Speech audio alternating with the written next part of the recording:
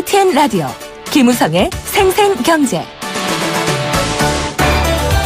시청자 여러분 안녕하십니까. YTN 뉴스 FM 김우성 PD입니다. 삼성전자 주식은 대장주라고 불립니다.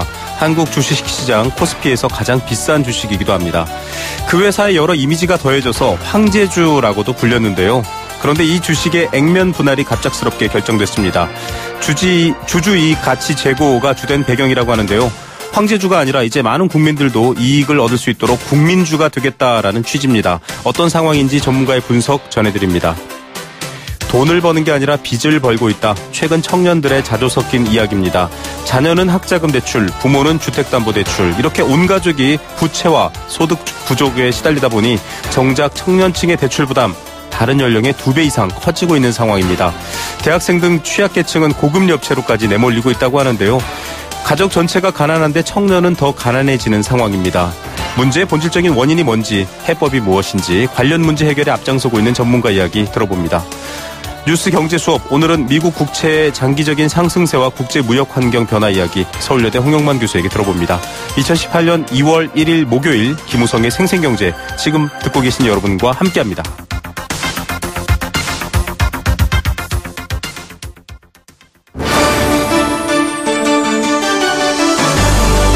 YTN 라디오 김우성의 생생경제.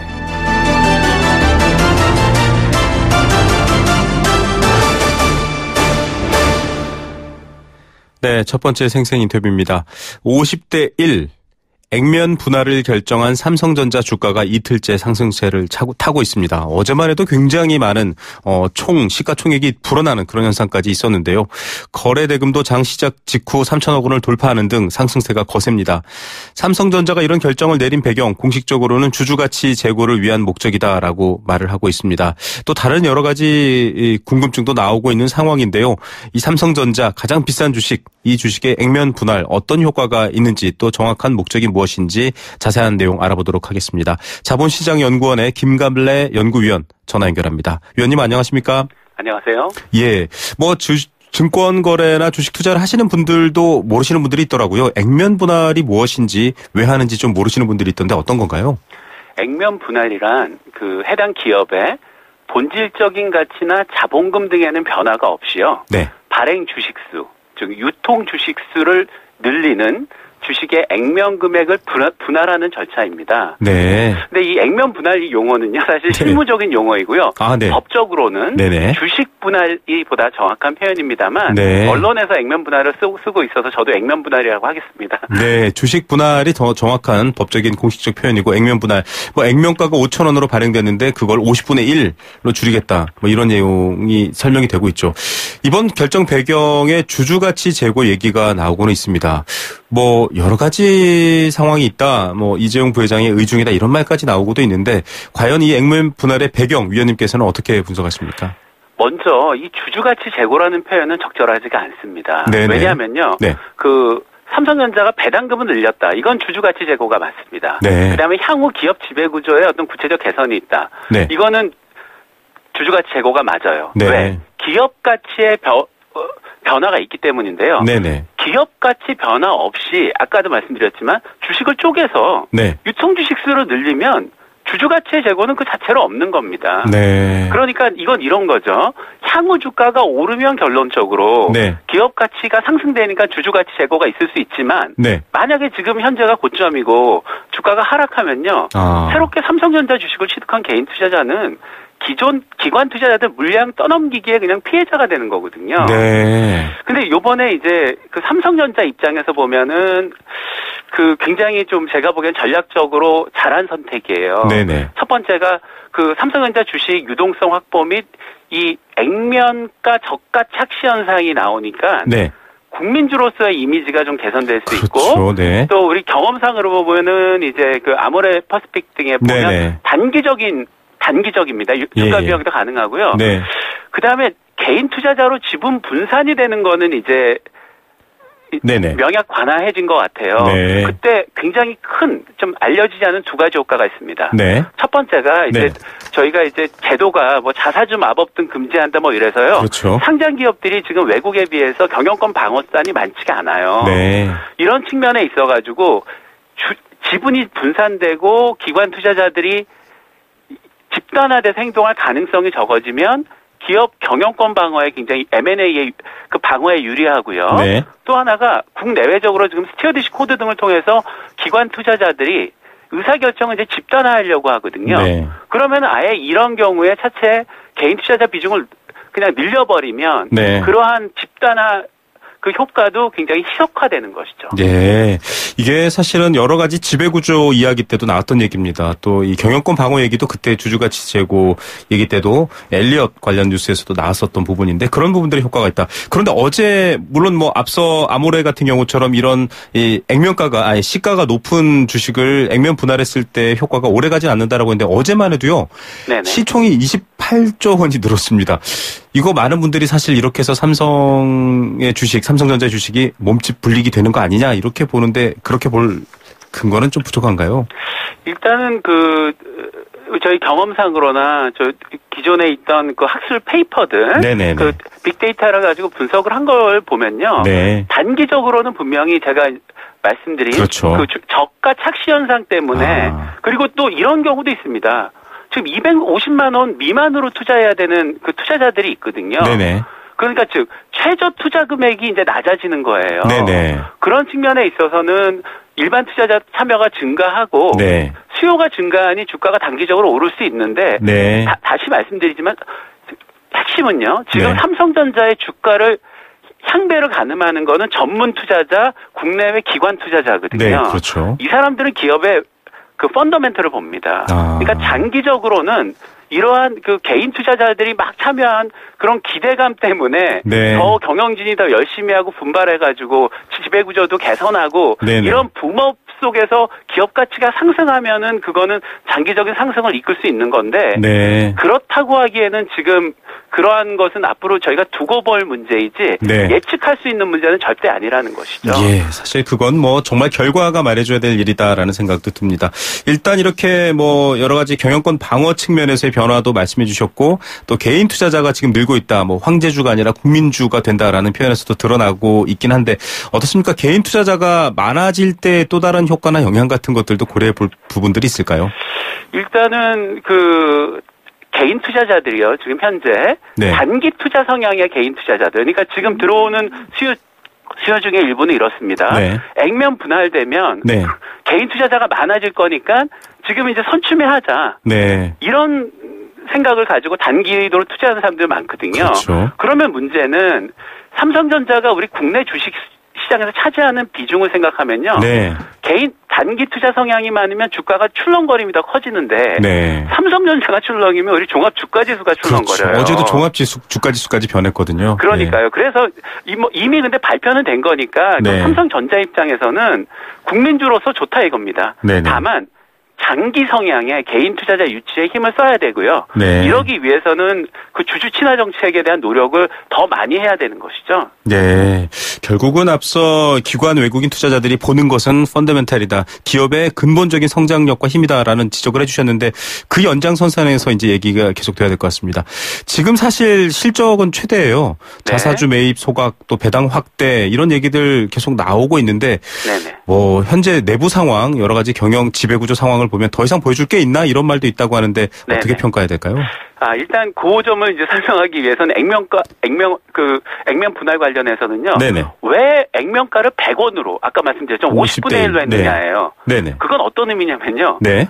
100원은 우리 상법과 네. 상장 규정이 규정한 최저 액면가액입니다. 이 얘기는 뭐냐면 최대한 그 제도가 허용하는 범위에 최대한 주가를 네. 싸게 쪼개겠다는 얘기고요. 네네. 이러면은 결국엔 유동성 극대화 및 액면가 착시 현상이 높아져요. 네. 이거 좀 나쁘게는 생각 안 합니다. 네네. 따라서 지금 이제 현재 이거는 여러 가지 지금 주주 친화 노력으로 이제 카드를 줬는데 네. 국민주라는 이미지 개선 효과 이제 극대화하겠다는 건데요. 네. 이거는 좋다 나쁘다라는 평가보다는 향후에 있어서의 삼성이 얼마나 그럼 이제 향후에 네. 그러니까 지금 액면 분할 자체는 네. 주주 친화가 아니지만 네네. 액면 분할이 주주 친화의 국민주로서의 어떤 전제 조건이 된다라고 한다면 박수를 보내드리고요. 그렇지 않다 그러면은 굉장히 좀 실망스러운 결과가 있을 수 있죠. 예, 자, 액면가 5,000원으로 발행된 주식을 100원으로 만든 이유, 100원은 가장 기본적이고 최저 단위라고 하셨는데, 앞서 말씀하셨던 것처럼 결국은 뭐 개인들에게 조금 물량 떠넘기기 얘기도 나왔었고요. 그 경영권 승계, 경영권 방어 얘기도 하셨지만, 이런 부분에 어떤 의도로 읽을 수 있는 부분이 있나요? 그런 또 여러 가지 입담들이 도는데요. 사실 그 경영권 승계와 액면 분할 간에요. 직접적 관련성을 찾기는 어려워요. 제가 뭐 얘기를 한다 그러면 그냥 추정치고 그냥 까십에 불과한 것입니다. 하지만 지금 중요한 거는 저희 사회과학적인 어떤 논문이나 이런 걸 봐도요. 개인 투자자 비중이 이제 커지고 기관 투자자 비중이 줄어들면 아까도 말씀드렸지만 스튜어디시 코드 등을 통한 국내 기관 투자자의 집단화, 그다음에 주주 행동주의에 대한 영향력은 분명히 적어지거든요. 이런 측면에서는 경영권 승계는 논거가 맞지 않지만 경영권 강화의 일환이다라고 이제 얘기를 한다 그러면 그거는 충분히 가능한 일단은 가정입니다. 예. 참 이런 상황에서는 뭐 그간에 좀 뭐랄까요, 많은 대주주라고 하면 좀 그렇지만은 이 힘이 있는 주주들에게로부터의 어떤 경영권 방어 측면도 보이는 것 같고요. 자, 실제 액면 분할은 5월 정도 이루어지고요. 3월에 주총에 승인이 있다라고 하는데 액면 분할이 뭐 삼성전자가 어제 실적 발표와 함께 발표는 했습니다만, 그래서 구체적으로 언제 어떻게 되는 거야라고 좀 절차도 궁금해하시는데요. 어떻습니까? 일단은 3월에 이제 주주총회가 가장 중요하고요. 그 다음에 이제 보면 기술적으로 절차적으로 구주를 접수하고 명의개설라고 하는 명부 바꾸고 그 다음에 다시 거래소에서 상장 절차를 또 밟아야 돼요. 근데 투자자들이 유의할 거는 뭐냐면요. 이때 보면은 그 전에 있던 구주 그거를 내면 한 4월 한 하순 정도부터 5월 뭐 초 중순까지는 매매 거래가 정지됩니다. 그 상황은 염두에 두셔야 돼요. 그리고 또 하나는 ETF 투자자들 같은 경우도 저희 뭐 코스피 200 선물이나 관련된 그 코스피 연계 ETF 같은 경우도 거래에 있어가지고 트래킹 어떻게 할지 이런 기술적인 문제가 있거든요. 그래서 제가 알기로는 거래소에서도 그 매매 거래 정지 기간을 최소화시키려고 굉장히 지금 노력 중이다. 이렇게 알고 있습니다. 이 변동되는 시기에 여러 가지 또 달라지는 부분들 주의하셔야 될 것 같습니다. 사실 최근처럼 뭐랄까요, 돈을 에너지에 비유하자면 이 에너지가 어디로 뻗쳐나가야 될지 암호화폐 쪽으로 쏠렸다가 강남 부동산으로 쏠렸다가 이런 상황인데, 지금 많은 그 개인분들은 그래도 반색하고 있거든요. 투자하시는 입장에 계신 개인의 입장에서 그래도 이런 것들 고려해야 된다. 또 이런 가치를 좀 생각해야 된다. 투자의 기간은 이렇게 하는 게 좋다. 좀 조언해 주신다면 어떤 얘기 가능할까요? 그러니까 저도 지금 그 액면 분할 그 타이밍이 그 정부의 어떤 그 가상화폐 규제 강화책과 맞물려서 투기적 자본이 몰리는 거에 대해서는 우려를 좀 하고 있습니다. 하지만 해외에 보면은 그 팽이라고 하는 페이스북 구글들도요. 초기에는 그 투기적 수요가 있었어요. 하지만 지금 보십시오. 상장 때 뭐 거품이다, 공모가 높았다 하지만 지금 계속 6배, 10배가 올랐거든요. 이렇게 장기적인 지속 가능성을 보이고 안정적인 수익성, 성장성을 보이면요. 단기 투자는 성공할 수가 없어요. 그런 확신을 주면 결국에는 삼성전자에 장기 투자자들이 몰릴 것이고요. 그런 사람들이 장기적으로 소위 말하는 테뉴어 보팅이라고 하는 그런 그 의결권 행사 등을 통해 가지고 삼성전자 발전에 그리고 또 경영권 방어에도 기여할 것으로 생각을 합니다. 정말 이 테뉴어 보팅이라는 말, 좀 어떻게 보면 이런 기업들은 정말 단기적인 게 아니라 한 시대 혹은 한 세대와 맞물려 있다라는 생각도 듭니다. 오늘 말씀 감사드립니다. 네, 감사합니다. 자본시장연구원 김갑래 연구위원이었습니다. YTN 라디오 김우성의 생생경제. 함께 느끼는 우리 경제 공감사전입니다. 애청자 여러분들에게 귀를 활짝 열어두고 있는 시간입니다. 경제와 관련된 개념, 단어, 또 경제 이슈 이야기들 여러분들도 저희에게 사연, 문자나 또 앱으로 보내주시면 됩니다. 저희가 함께 소개하고 나눌게요. 단문 50원, 장문 100원의 정보 이용료 부과되는 샵 0945번 문자로 참여 가능하시고요. 스마트폰 애플리케이션 예스로도 전 세계 어디서나 참여 가능합니다. 참여해주신 분들 중에서 추첨을 통해 도심 속 꿈의 놀이터 일산 원마운트에서 워터파크 스노우파크 이용권 선물로 보내드립니다. 자, 자꾸 듣고 저도 이렇게 인터뷰하기 전에 좀 공부를 해도 조금 어렵고 낯섭니다. 액면 분할, 정확한 말은 주식 분할이라고 하는데요.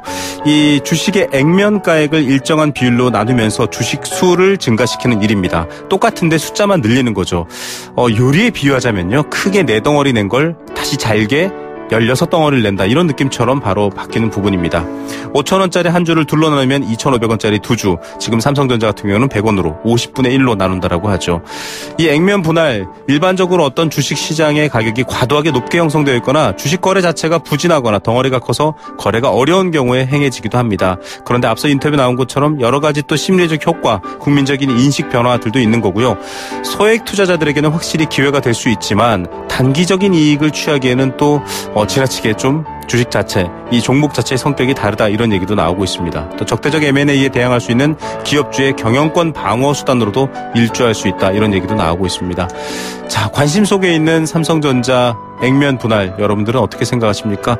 할아버지가 강남에 땅을 샀어야 됐고 아버지가 삼성 주식을 샀어야 되고 자식이 비트코인을 샀어야 된다. 이런 우스갯소리 돌고 있는데요. 단지 빠른 시일 내에 차익 추구가 아니라 우리 기업과 경제의 발전과 나의 이익이 맞물려지는 차원에서 삼성전자의 주식 어떻게 바라봐야 할까요? 여러분들의 의견도 기다리겠습니다.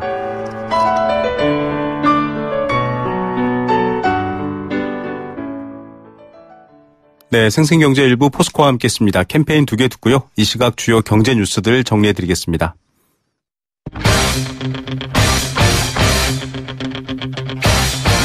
지금 가장 뜨거운 경제 소식. 경제 톱 뉴스. 네, 현재 시각 오후 3시 28분 이제 막 되려고 하고 있습니다. 이 시각 주요 경제 뉴스 알아보겠습니다. 이데일리 권소연 기자입니다. 안녕하십니까? 네, 안녕하세요. 네, 물가 상승률이 좀 둔화됐네요. 네, 지난달 소비자 물가 상승률 보니까 1년 전보다 1% 상승했는데요. 지난 2016년 8월에 0.5%를 기록한 이후 17개월 만에 가장 낮은 수준입니다. 작년 1월부터 10월까지는 1% 후반에서 2%대 중반에 머무르다가 11월에 1.3%로 떨어졌고요. 12월에는 1.5%로 조금 반등했다가 지난달에 이제 1.0%를 찍은 겁니다. 네. 농산물 가격 하락한 게 가장 컸는데요. 이 채소류 물가가 12.9% 떨어져서 전체 물가를 한 0.25%포인트 끌어내렸고요. 네. 이거 보니까 재배 면적 늘어나면서 생산량 많아진 영향도 있긴 한데 그보다도 사실 1년 전에 이 농축수산물 물가 상승률이 상당히 높았거든요. 그렇죠. 그래서 그때와 비교해서 약간 기저효과 같은 게 작용했습니다. 사실 작년 1월에 보니까 달걀값이 무려 62% 뛰었습니다. 네. 그때 조류 독감 유행하면서 달걀값이 금값이 됐었는데요. 여기다 무, 당근 이런 것도 2배씩 뛰었고 배추도 79%나 급등했었거든요. 그리고 지난달 보니까 이제 서비스 물가 상승률도 1.4% 기록해서 2014년 2월 이후에 가장 낮았고요. 생활 물가 지수 그러니까 실제로 소비자가 자주 구입하고 지출이 큰 142개 품목만 따로 모아서 물가를 이제 산출한 건데요. 네. 이 지수는 0.9% 올라서 역시 17개월 최저 증가율을 보였습니다.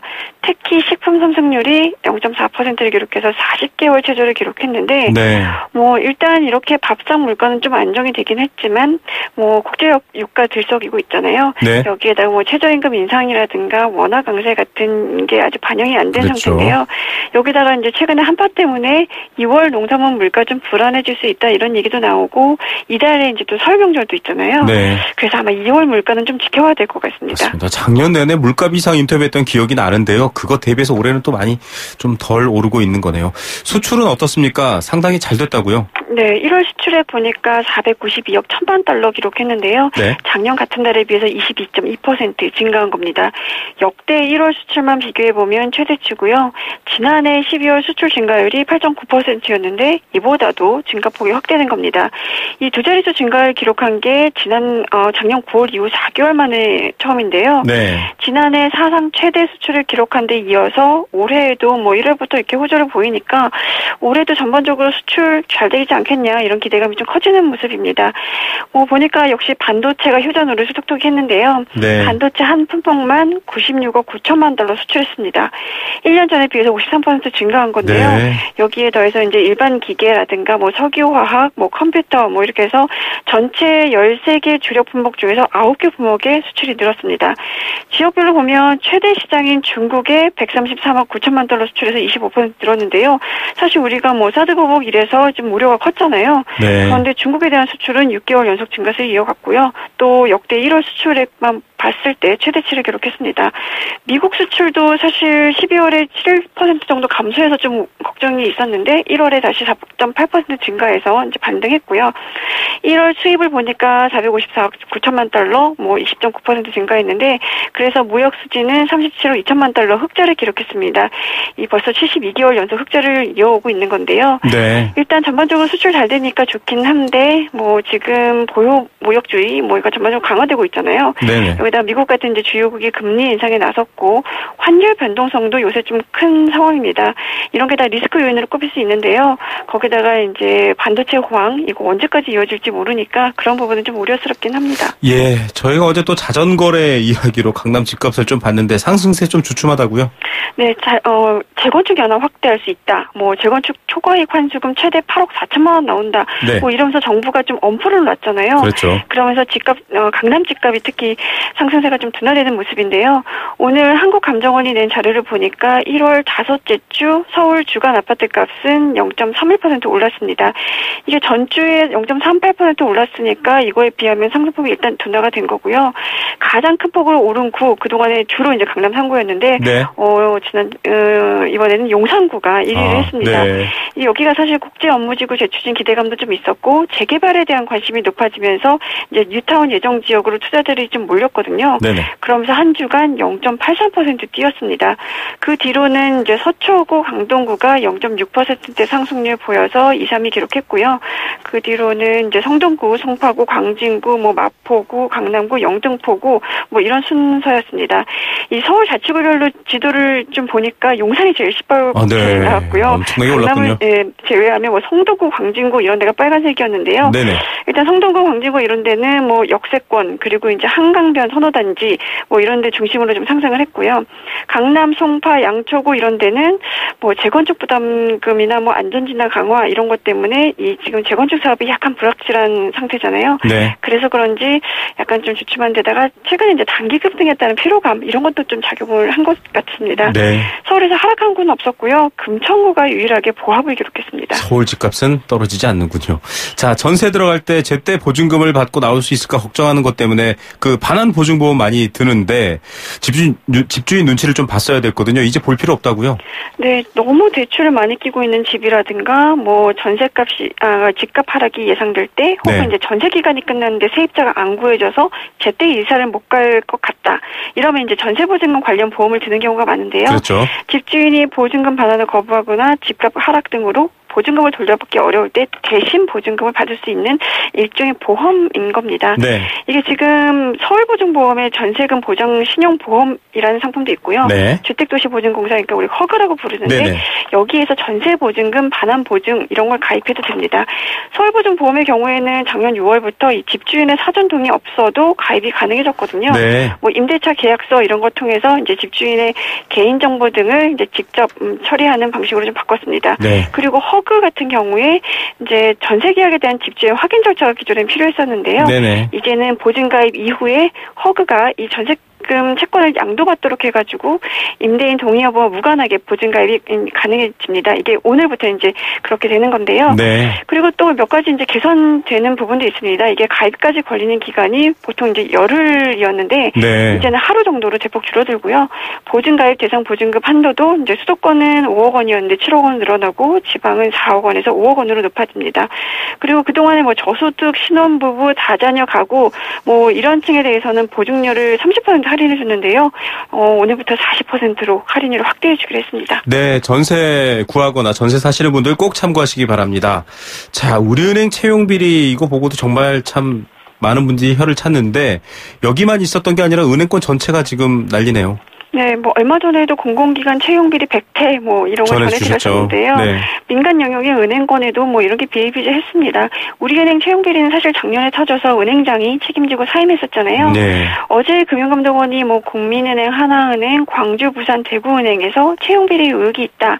뭐 이러면서 검찰에 고발하겠다 그래서 지금 그 후폭풍이 계속 이어지고 있는데요. 네네. 국민은행 같은 경우에는 윤종규 회장의 조카가 특혜 채용됐다라는 의혹을 받고 있는 상황입니다. 네. 이거는 금감원이 은행권이 지난해 12월부터 대략 2달간 은행권 현장 검사를 통해서 밝혀낸 결과고, 네.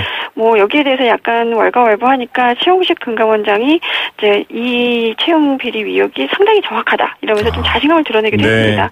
은행들은 뭐 정상적인 과정을 거쳐서 채용했다라고 의혹을 전면 부인하고 있긴 한데요. 네. 금융노조 이런 데들이 나서서 이제 국민은행과 하나은행 같은 경우에는 행장은 물론이고 지주회장까지 좀 사퇴해야 된다 이렇게 목소리를 높이고 있는 상황인데요. 네. 당분간은 은행권의 이 채용 비리 의혹 굉장히 시끄러울 것 같습니다. 네, 저희도 관련 인터뷰를 했었는데 댓글이 이런 게 달렸습니다. 은행만의 문제일까라고요. 자, 오늘의 톱뉴스는 어떤 거 고르시겠습니까? 네, 아무래도 서울 집값 상승률 될 수 있을 텐데요. 제가 요새 부동산 쪽을 취재해서 여기에 좀 더 관심이 가는 상황입니다. 집값 상승률이 주춤해지긴 했는데 이게 여전히 강남 4구는 상승률 절대치만 놓고 보면 낮은 수준은 아니거든요. 네. 뭐 재건축 아파트 누르니까 지금 새 아파트로 매수세가 옮겨붙어서 더 오르는 양상이고요. 또 재건축 이익금 환수 안 되는 재개발 쪽으로 관심이 이동하면서 지금 강북 지역의 재개발 예정 지역들 뭐 우리가 뭐 보통 딱지라고도 부르는데 그 지분에 대한 지갑도 굉장히 뛰고 있습니다. 네. 한쪽을 누르면 다른 한쪽이 부푸는 지금 풍선 효과가 나타나고 있는 건데요. 네. 그냥 시장에 맡겨두면 차라리 낫지 않을까 하는 생각도 좀 들긴 합니다. 예, 상황 면밀히 지켜보고 저희도 관련 인터뷰 보내드리겠습니다. 오늘 뉴스 감사드립니다. 네, 고맙습니다. 이데일리 권소현 기자였습니다.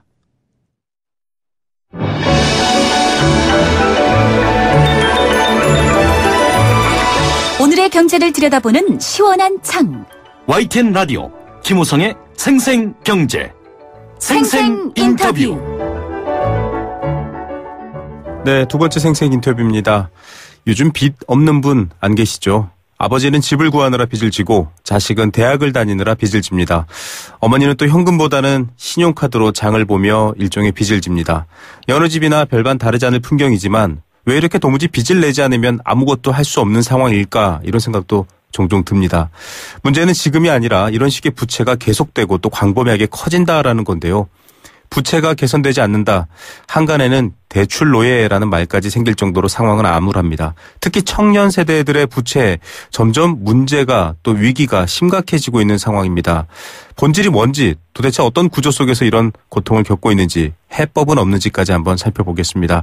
이 청년 세대의 부채 또 여러 가지 경제 생활에 많은 에너지를 쏟고 계신 분이죠. 청년 지갑 트레이닝 센터 부설 내지갑 연구소의 한영섭 소장입니다. 소장님 안녕하세요. 네, 반갑습니다. 네, 참 대학을 졸업하고도 취업이 힘든 시기입니다. 돈을 버는 게 아니라 빚을 버는 거다라는 푸념이 생길 정도인데 청년들의 부채 상황이 심각하다 이런 보도들 종종 나오거든요. 지금 대략 어떤 상황입니까? 네네. 작년 말에 그 통계청에서 가계금융복지 조사를 발표했어요. 네. 거기 보면 이제 우리나라 20대 가구 중에 10가구 중에 뭐 근 절반이 다 부채를 보유하고 있고요.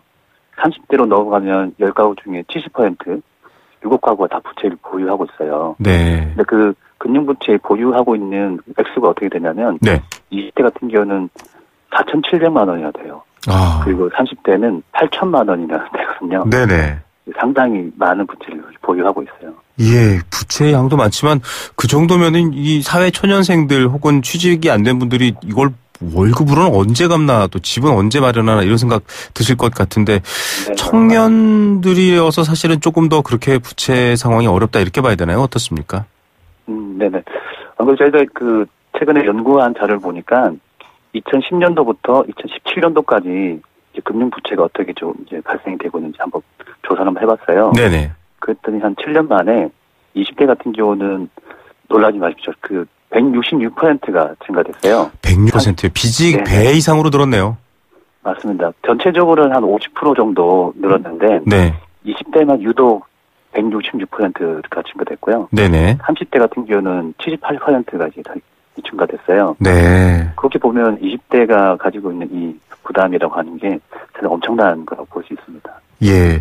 아니, 요즘은 사실은 워낙 이 문제도 이제 나온 지가 한 몇 해 돼서 뭐 국가장학금 마련했지 않습니까? 학교장학금이 아니라 국가에서 좀 뭐랄까요. 좀 대출도 네네. 지원해주고 하는데도 불구하고 지금 일반적인 대출 증가세보다 청년 대출세가 더 무서운데 도움을 받아도 그런 이유가 뭔가요? 네. 사실 보통 이제 청년 부채라고 하면 이제 학자금을 많이 떠올리잖아요. 네네. 근데 이제 청년 부채가 늘어나는 원인은 사실 학자금만 있지 않고요. 네. 그 우리나라 같은 경우는 한국장학재단을 통해서 이제 학자금을 빌리잖아요. 네네. 거기에 이제 등록금이랑 생활비 대출이 있어요. 네네. 근데 이제 통계를 해보니까 등록금 대출은 좀 줄고 있고요. 네. 근데 오히려 생활비 대출이 이제 늘고 있는 현실이에요. 네. 그러니까 이제 청년층이 가지고 있는 이 문제는 뭐 한국 사자금도 있지만 네네. 생활비, 그러니까 생활이 네. 안 된다는 게 문제입니다. 보통은 학창 시절에는 생활비는 좀 집에서 보통 도움 받고 하는데요, 그죠? 아르바이트를 하기도 하는데 지금 앞서 저도 오프닝에 말씀드렸지만 아버지도 빚을 지고 있고 지금 가정 자체가 부채에 시달리고 있어서 도와줄 여력이 없다 이렇게 해석할 수도 있는 건가요? 어떻게 보십니까? 네, 맞습니다. 사실 이제 대출이 늘어난 근본적인 원인이 몇 가지 있는데요. 네네. 첫 번째가 저소득의 이제 문제가 있어요. 네. 그리고 두 번째는 고비용의 문제고요. 네. 세 번째가 저복지가 이제 있어요. 네. 조금 더 구체적으로 얘기 드리자면 저소득은 뭐 안타깝게 우리나라가 이제 최저임금이나 좀 낮잖아요. 네네. 그리고 소득 분배가 좀 잘 안 되고 있고. 맞습니다. 그러다 양극화심하고. 보니까 청년들이 어쨌든 경제 생활을 하기 위해서 뭐 소득이 중요한데 네. 그 소득 자체 조금 부족하고요. 네. 그리고 월세로 이제 뭐 얘기할 수 있는 살아가는 비용들이 네. 과거보다는 상당히 많이 들어가게 되죠. 맞습니다. 그러다 보니까 뭐 주거비 이렇게부터 시작해가지고 뭐 지낼 수가 없죠. 네. 그리고 제가 저복지라고 얘기드렸는데 네네네. 사실 청년층은 그동안 이제 복지 대상이 아니었어요. 아, 네. 최근에 들어서야 이제 청년들도 이제 복지가 일부 필요하다. 청년수당 이런 얘기도 조금씩 나오고요. 네. 네, 맞습니다. 근데 이제 사실 없죠, 그래도. 네, 없습니다. 사실 그러다 보니까 소득은 없고, 비용은 많이 들어가고, 네. 복지는 없고, 네. 이거를 이제 대출로 사실 이제 때우고 있다고 보시면 될 것 같아요. 예, 정말 요즘 뭐 대학가에 기숙사 짓는 문제로 주민들 갈등 겪는 것도 봤는데요. 한 5, 60만 원을 한 달 방세로만 내야 되는데 뭐 이 친구들의 소득이라든지 상황을 보면 이해가 될 것 같기도 합니다. 자, 특히 대학생들 지금 보도된 것만 봐도요. 고금리 대출이 있다고 합니다. 즉 아주 높은 이자를 내고서 돈을 빌리는 상황인데 이거 한번 쓰면 사실 좀 헤어나기 어렵잖아요. 왜 청년 세대들한테 이렇게 고금리 대출 문제가 많은 건가요? 네. 제가 이제 즉답을 조금 드리자면. 네. 사실 은행이 제 역할을 못하기 때문이에요. 은행이 문을 안 열어준 걸로 봐야 되군요. 아, 예. 이것도 통계적으로 보면. 네. 전체 이제 가계부채에서 은행이 이제 대출해주는 비중이. 네. 점진적으로 줄어들었고요. 아, 근데 네. 저축은행이나 이런 대부업체, 여기 상대적으로 고금리 이제 대출을 해주는 기관들은 네네.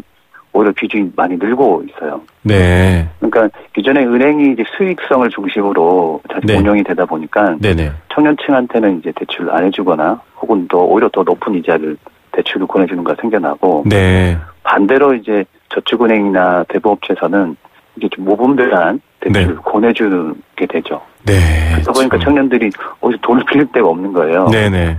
그래서 이런 고금리 대출도 안타깝게 조금 이제 뭐 지게 되고요. 네. 최근에 저희 센터에서 이제 상담을 의뢰온 친구들 보면 네네. 최근에 이제 작업 대출이라는 이름으로 작업 대출이요? 네. 네, 이렇게 평소에 돈 빌릴 데가 없으니까 아. 이상한 대출을 이렇게 조금 뭐 권해주는 네. 조금 브로커들이죠. 아, 네네. 당해오는 경우가 있어요. 어떤 건가요? 그러니까 원래 대출이 안 되는데 네. 서류를 조작해가지고 아, 네. 대출을 이렇게 뭐 해주는 거죠. 네네. 그래서 그런 사례를 접하면 정말 마음이 아파요. 예. 이게 이렇게 한번 쓰기 시작하면 사실은 뭐 소액이라고 처음에 안심했지만은 이용만 해도 사실은 신용도가 떨어지는 거지 않습니까?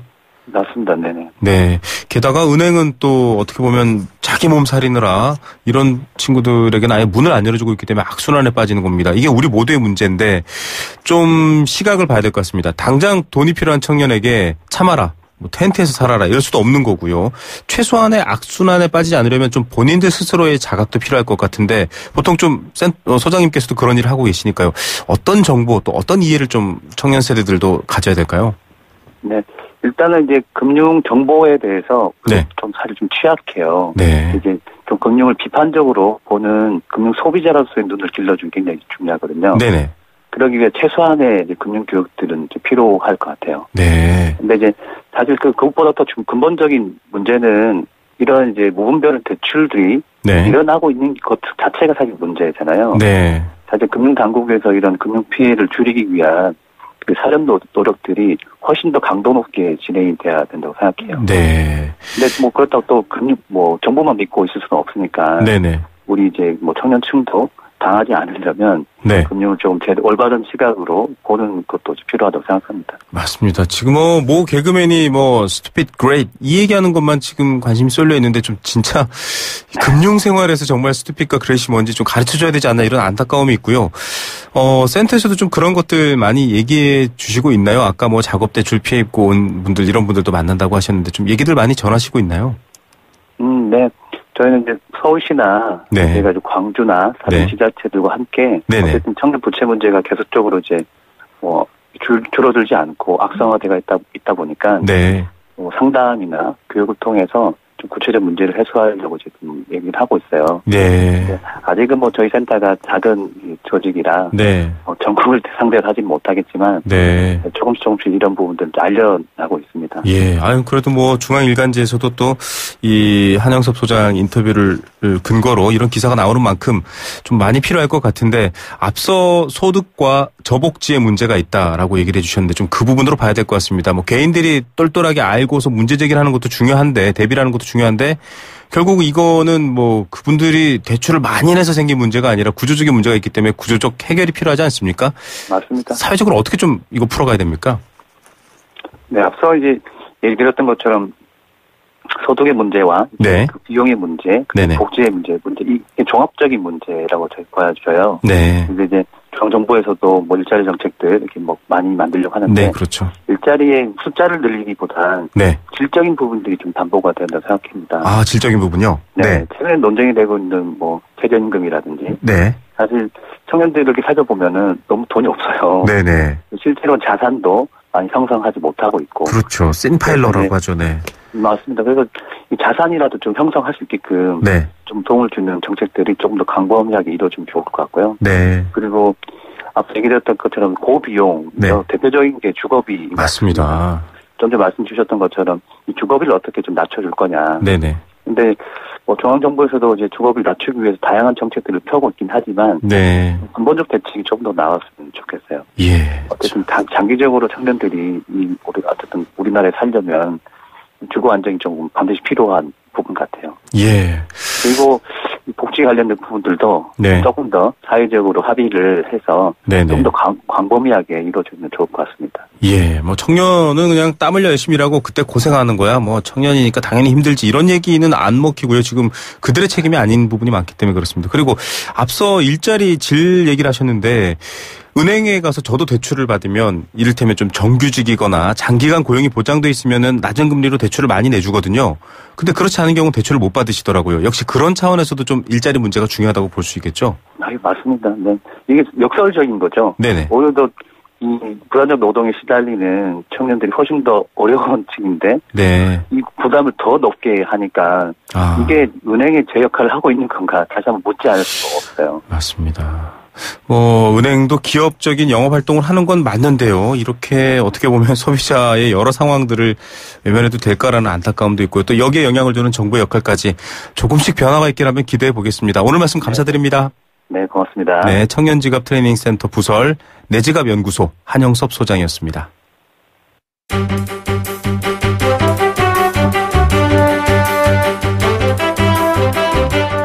경제를 아는 힘. 홍영만의 뉴스 경제 수업. 네, 돈의 가치, 여러 가지 금융의 가치 보면 아주 밀접하게 영향 미치는 게 많은데요. 그중에 하나가 바로 국채입니다. FOMC는 미국 금리 동결했고 지금 코스피는 삼성 분할로 액면 분할로 출렁이고 있는데요. 미국의 국채 금리 상승을 주목해야 된다라는 얘기로 오늘 좀 이야기를 풀어가실 것 같은데요. 서울여대 경제학과 홍영만 교수 연결합니다. 교수님 안녕하십니까? 네, 안녕하세요. 네, 미국 국채 금리가 오르고 있는데 주목해야 된다고요. 네. 지금 최근에 이제 미국이 미국 트럼프 대통령 중심으로 해서 미국 우선주의 그런 것들을 내세우지 않습니까? 네, 보호주의 이런 게 나오죠. 미국 경제가 굉장히 좋아요. 네. 실제로 보면. 네, 이제 그러다 보니까 그동안 많이 풀린 달러 이런 것 때문에 이제 물가 오름세가 서서히 나타나고 있거든요. 네. 그러니까 이제 호경기하고 그에 따른 물가 상승 이런 것 때문에 이제 금리가 오를 환경이 만들어졌고요. 그다음에 이제 또 최근에 트럼프 대통령이 2018년도 시정연설을 통해서 인프라 투자를 확대하겠다 이렇게 발표를 하니까 네. 이제 10년 이상 장기 채권 발행이 늘어날 거다 이렇게 돼서 이제 금리가 최근에 급격하게 오르고 있습니다. 네, 채권 매도가 늘어서 채권 가격이 떨어지게 되면 금리가 올라간다. 일단 설명은 그렇게 쉬운데 잘 이해는 안 되는데 어떤 이야기입니까? 네, 이거 그냥 채권 발행이 늘어난다는 건 이제 돈을 빌리려는 사람들이 많다는 거잖아요. 네네. 그 얘기는 이제 돈에 대한 수요가 많아지는 거고요. 아, 네. 네, 그러면 이제 돈을 빌려주는 사람 입장에서는 이제 돈을 빌리려는 사람이 많으니까 대가를 더 받으려고 하겠죠. 원가를 높이겠네요. 네. 예. 그래서 이제 금리가 올라가는 겁니다. 그러니까 네. 뭐 청취자분들께서는 그냥 채권 가격하고 금리는 거꾸로 간다. 네. 이렇게 이해하고 가시면 가장 편할 것 같습니다. 네. 이런 미국의 국채와 한국의 국채 금리는 어떻게 봐야 되나요, 관계를? 기본적으로 이제 같이 간다 이렇게 이해를 하시면 될 것 같아요. 왜냐하면 지금 한국하고 미국의 자본시장이라고 하는 건 이제 서로 개방돼 있거든요. 그러니까 네. 한국 사람도 얼마든지 미국 가서 투자할 수 있고 미국 사람도 한국에 가서 투자할 수 있죠.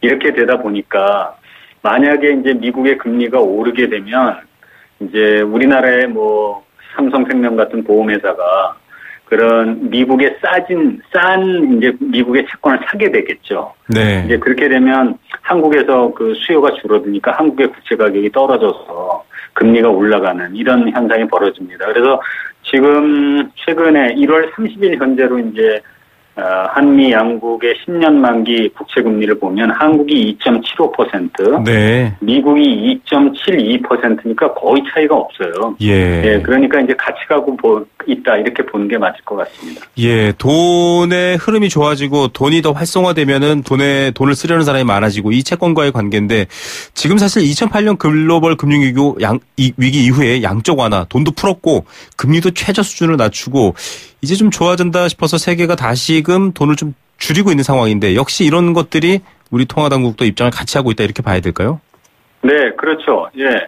통화당국의 이제 이렇게 금리가 오르는 거는 통화당국의 의도를 시장이 먼저 알아서 네.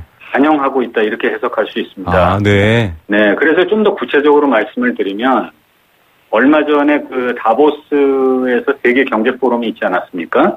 그때 이제 많은 그 각국의 중앙은행 총재들이 암묵적으로 그동안 완화적인 통화 정책하고 이제 결별할 때가 됐다. 네. 이런 것들을 시사했거든요. 네네. 그러니까 이제 이런 시사가 나오고 나서 시장이 이제 반응하고 있다 이렇게 봐야 될 것 같습니다. 그러니까 말씀하신 대로 금리 상승하고 통화당국의 입장이 궤를 같이 하고 있다고 봐야겠죠. 예. 자, 문제는 이런 장기 금리 상승, 국채, 10년 국채 이런 것들의 상승이 금융시장에 유독 민감한 영향을 미치고 있거든요. 그 이유 뭐로 봐야 될까요, 교수님? 일단 이제 우리가 보통 1년을 기준으로 해서 단기 금리냐, 장기 금리냐를 따지는데요. 네네. 단기 금리가 올라가게 되면 주로 영향을 누가 받냐면 금융회사들이 받습니다. 네. 돈을 짧게 빌리고 빌려주는 그런 금융회사들이. 네네. 반면에 이제 장기 금리는 기업한테 큰 영향을 미치게 되죠. 네. 왜냐하면 이제 기업들은 투자를 할 때 비교적 장기간에 걸쳐서 그렇죠. 자금을 빌리지 않습니까? 네네. 뭐 5년이다, 10년이다 이렇게 빌리니까요. 네. 그래서 이 장기 금리가 올라간다 그러면 이게 직접적으로 이제 향후 기업의 투자 활동에 네. 영향을 미칠 거거든요. 그래서 이게 경제 전체에 영향을 미쳐서 경제 전체가 민감할 수밖에 없습니다. 그러니까 우리나라가 지금 2014년, 16년 때 그 제일 장기금리가 쌌는데 그때 네. 비교해보면 한 80% 이상 올랐어요. 네. 그러니까 지금 투자를 만약에 기업들이 한다고 그러면 네. 한 1년 반 전과 비교해서 한 80% 이상 더 돈을 주고서 투자를 한다 이렇게 봐야 되거든요. 예, 그러니까 경제 전체로서는 네. 이거에 대해서 아주 예민하게 알겠습니다. 반응할 수밖에 없죠. 예, 오늘 말씀 여기까지 듣겠습니다. 감사합니다. 네. 네, 서울여대 고맙습니다. 경제학과 홍용만 교수였습니다. 네, 생생경제 포스코와 함께했습니다. 8102님 인생도 액면 분할 해보고 싶다고요. 재밌네요. 9193님 사연 정말 감사드립니다. 내일 오후 3시 10분에 찾아옵니다. 김우성의 생생경제였습니다.